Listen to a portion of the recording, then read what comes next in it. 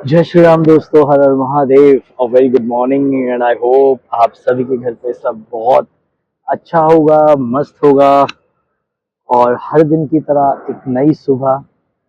और जैसे कि आपको पता है, मैं जब भी मॉर्निंग वॉक करने आता हूँ मॉर्निंग में आ, जंगल में आता हूँ तो सोचता हूँ एक शॉर्ट स्टोरी, एक वीडियो पॉजिटिव मैसेज के साथ आप तक पहुँचा सकूँ, क्योंकि मैं रोज कुछ ना कुछ सुनता हूँ, कुछ पढ़ता हूँ। तो आज का जो कहानी पूरी होने वाली है वो ये है कि हमने अक्सर सुना है, अक्सर हमने लोगों को बोलते हुए सुना और हम भी बोलते हैं कि साथी तुम संघर्ष करो, हम तुम्हारे साथ हैं। ये हम अक्सर सुनते हैं, डेली सुनते हैं। अभी नहीं तो हम किसी को बोलते हैं ऐसा। तो एक बार की बात है, एक माँ थी और उसके छोटा बेटा था। और जो माताजी थी उनके पति का देहांत हो गया और उनका जो है बहुत अच्छा जो था ज्वेलरी का कारोबार था। तो जब उनका देहांत हुआ तो उनकी स्थिति बहुत खराब हो गई और माँ ने बोला कि एक काम कर बेटा, कुछ गहने हैं मेरे पास, तो तुम एक काम करो, तुम इस गहने को अ, दूसरे छोर पे जो है दुकान है, एक ज्वेलरी की दुकान है, वहां लेके जाओ और वहां पे इन गहनों को बेच दो, क्योंकि तुम्हें आगे पढ़ाई करनी है और हमारी हालात भी सही नहीं चल रही हैं। तो बेटा छोटा होता है, कहता है ठीक है। तो वो माँ जो है पोटली में पैक करके देती है गहने और वो चला जाता है। जब वो उस दुकान पे जाता है, वहां पे अंकल को प्रणाम करता है। वो अंकल ऑलरेडी उसको जानते हुए होते हैं कि उनका रिश्तेदार ही होता है। तो वो बताता है कि पिताजी का, जैसे कि आपको पता, देहांत हो गया है और मुझे आगे पढ़ाई करनी है और पैसों का बहुत अभाव है। तो आप, माँ ने कहा है, आप ये गहने रख लीजिए और कुछ पैसे दे दीजिए ताकि मेरी आगे पढ़ाई हो सके।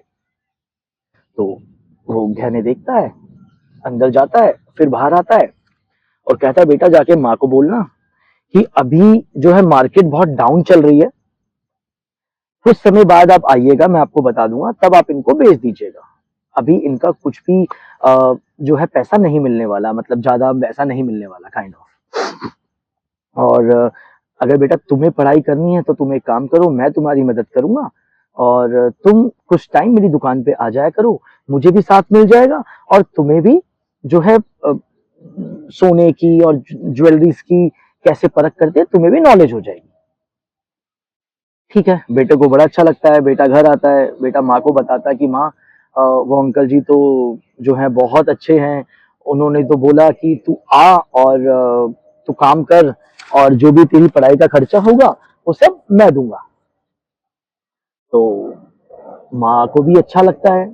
माँ कहती है कि कोई है आज के समय पे जो ऐसे मदद कर रहा है। तो माँ कहती है ठीक है बेटा, कल से आप जाना और काम सीखो और आगे बढ़ो और अपनी पढ़ाई करो।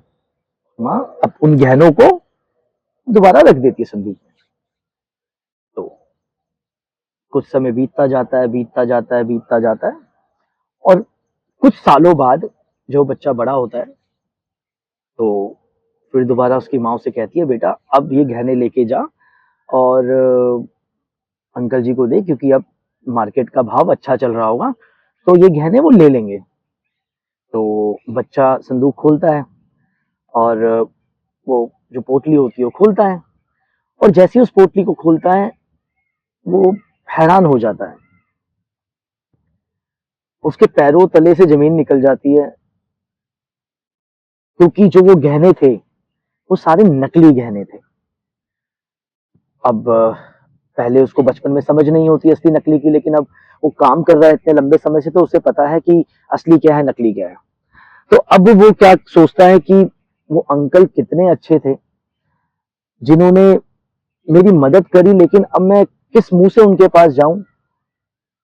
तब भी वो अपनी हिम्मत जुटाता है और गहनों को पैक करता है और उस अंकल जी के पास जाता है और उन अंकल को बोलता है कि अंकल जी मुझे समझ नहीं आ रहा, मैं कैसे आपसे बताऊं कि आपने क्या किया है मेरे लिए। तो अंकल कहते हैं क्या किया है बताइए। तो कहते हैं कि आपको पता था कि मेरे गहने नकली हैं, लेकिन फिर भी आपने कहा कि जब भाव बढ़ जाएगा आप तब आइएगा और आपने मेरी मदद भी करी। तो जो वो अंकल जी थे, जो उनके रिश्तेदार थे, वो कहते हैं बेटा अगर मैं आपको उस समय बताता कि आपके जो गहने हैं वो नकली हैं, तो आपको और आपकी माताजी को लगता शायद मैं आपकी मदद नहीं करना चाहता, शायद मेरा भाव नहीं है आपकी मदद करने का, शायद मैं आपकी मजबूरी का कोई फायदा उठा रहा हूँ। तो मैंने वही सोचा कि जब आप बड़े होंगे आपको पता लग जाएगा कि गहने असली हैं या नकली हैं। और मैंने बस अपना फर्ज निभाया, मैंने बस आपकी मदद करी, बाकी तो आपके कर्म थे, आप जहां आज पहुंच पाए हैं।